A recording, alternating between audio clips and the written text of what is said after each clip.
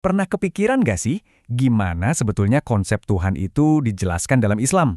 Nah, kali ini kita akan bedah salah satu surah yang paling pendek, tapi juga bisa dibilang paling padat mananya di Al-Quran, surah Al-Ikhlas. Anggap aja ini semacam kartu nama Tuhan, sebuah definisi yang super ringkas, tapi luar biasa kuat.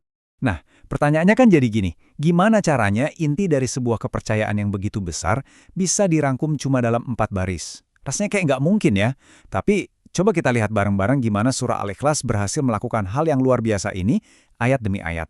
Oke, jawaban dari pertanyaan tadi, itu semua dimulai dari sini, dari ayat pertama.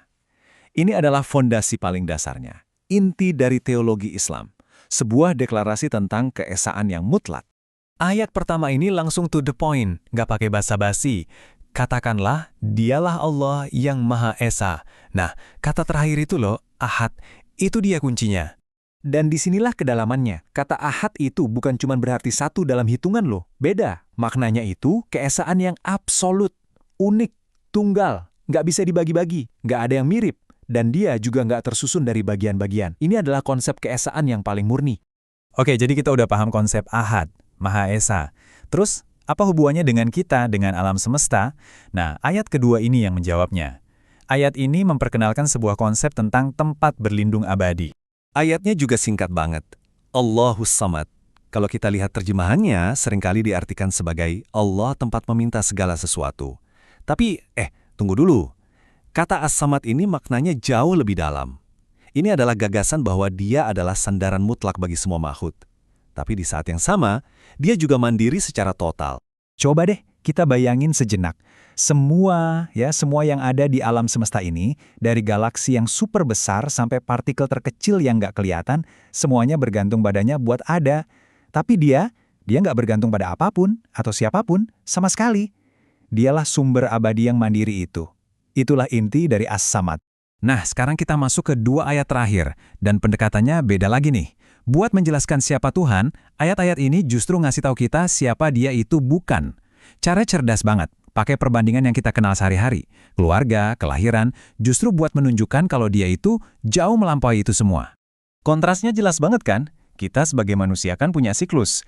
Kita dilahirkan dari orang tua, dan kita bisa punya keturunan. Ada awalnya, ada lanjutannya. Tapi surah ini menegaskan, Tuhan itu tidak beranak dan tidak pula diperanakan. Artinya apa? Dia nggak punya asal-usul kayak kita, dan dia juga nggak punya penerus. Dan puncaknya, nggak ada satupun yang setara dengannya. Jadi kalau kita gabungkan semuanya, apa artinya?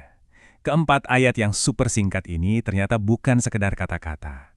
Ini adalah esensi dari keyakinan itu sendiri.